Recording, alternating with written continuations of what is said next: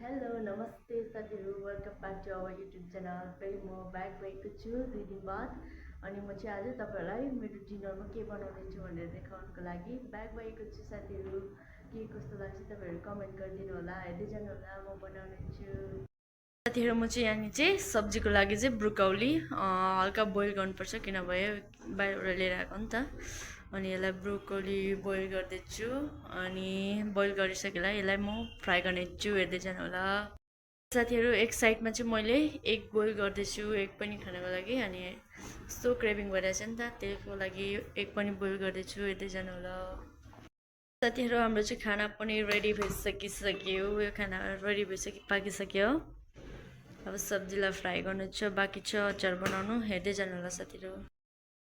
म चाहिँ तेल हाल्दैछु सब्जी पकाउनको लागि। ब्रोकोलीमा चाहिँ अलिक तेल हाल्नुपर्छ नि त, नत्र भने राम्रो हुँदैन। मैले तेल हालिसकेँ साथीहरू। ब्रोकौलीलाई चाहिँ मैले पानीबाट निकालेर पनि राखिसकिसक्यो।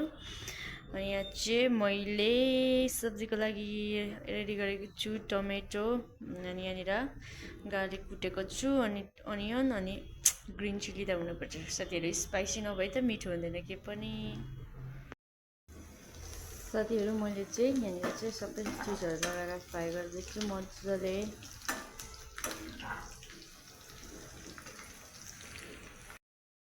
साथीहरू मैले चाहिँ टमाटर पनि हालिसक्यो।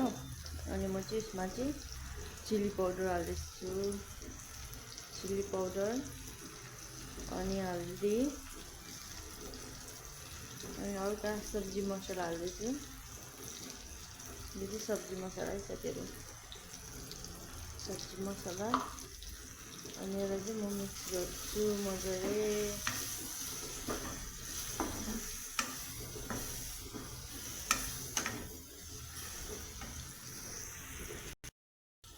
साथीहरू मसला रेडी भइसक्यो। तपाईँहरू चाहिँ नुन हाल्नु चाहिँ नबिर्सिनु होला है। नुन छैन भने के पनि मिठो हुँदैन। अनि म चाहिँ यसलाई नुन हाल्दैछु। अब चाहिँ म सब्जी हालेको, यसलाई सब्जी हाल्दैछु अनि मिक्स गरेर देखाउँछु ल साथीहरू। मैले चाहिँ ब्रोकौलीलाई मिक्स पनि गरिसकेँ, यस्तो देखेको छ फाइनल लुक्स। म चाहिँ सब्जी बनाउँदैछु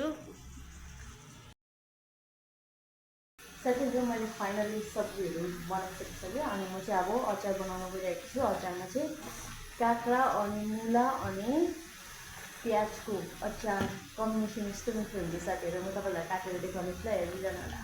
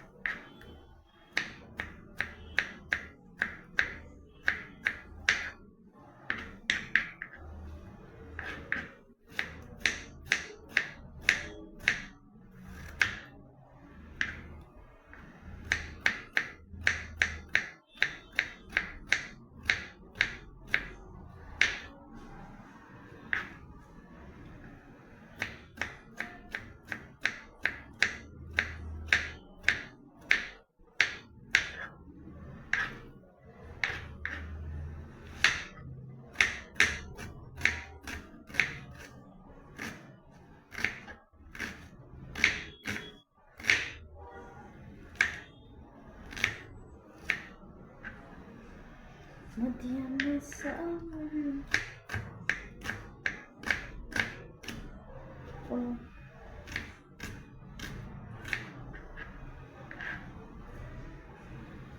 मैले चाहिँ काटिसकेँ साथीहरू।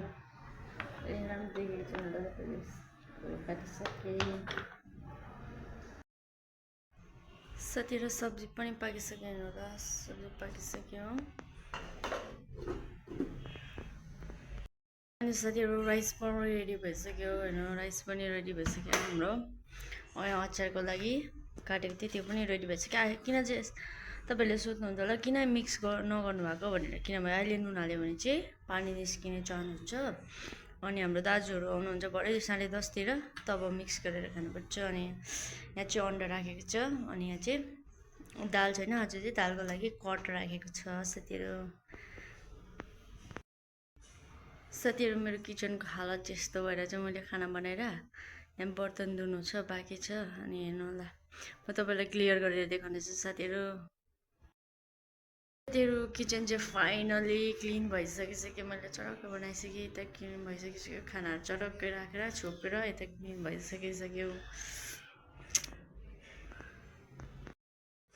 आज चाहिँ हामी ड्युटी सकेर चाहिँ ललित मार्ट गएको थियो, अनि यसमा चाहिँ हामी सब्जी ल्याएको थियो। अनि यहाँनिर फ्रुट्सहरू लिइरहेको छ। अनि यो चाहिँ मर्निङ ड्युटी जाने बेलामा खानको लागि बिस्किटहरू ल्याएको छ।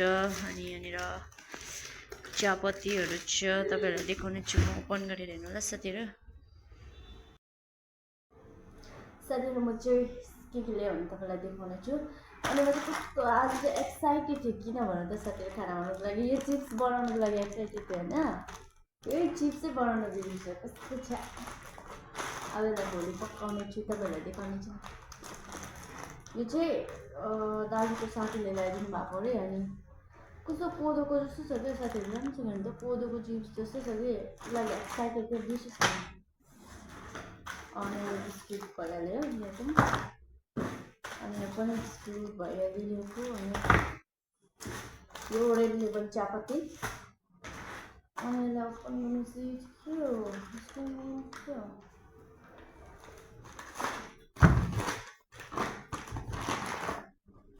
यसको नेम चाहिँ साथीहरु थाहा भएन है, एक्ज्याक्ट रिदान्स ब्लगमा गएर हेर्नु होला। रिदान्स ब्लगमा रिजा दिदीले देखाउनु हुँदै थियो। फ्रुट्स के हो साथीहरु भन्नुहोस् ल, नाम भन्नुहोस्, दिदी नाम के हो भन्नुहोस् ल मलाई, तपाईँलाई याद छ नि यो फ्रुट्सको नाम चाहिँ। अनि यो चाहिँ आज कस्तो टेस्ट गर्नु मन लाग्यो, अनि भाउजूलाई लैजाउँ न भनेको, लैजाउँ भने यो फ्रुट्स ल्याएर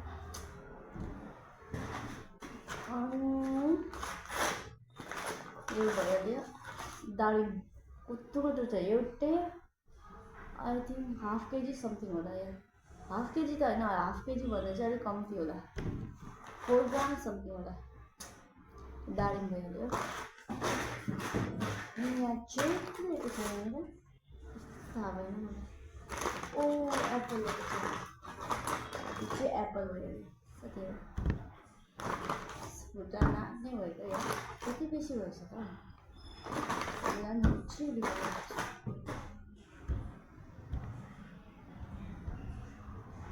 साथीहरु हाम्रो फ्रुट्स।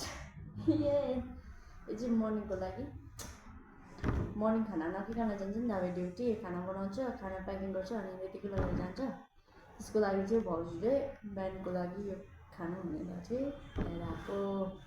अनि बिस्कुटहरू भयो। बाई बाई साथीहरु, तपाईँलाई कस्तो लाग्छ मेरो ब्लग हेरेर कमेन्ट गर्नु होला। मन पर्यो भने like, comment and share, subscribe गर्नु नभुल्नु होला साथी। By by.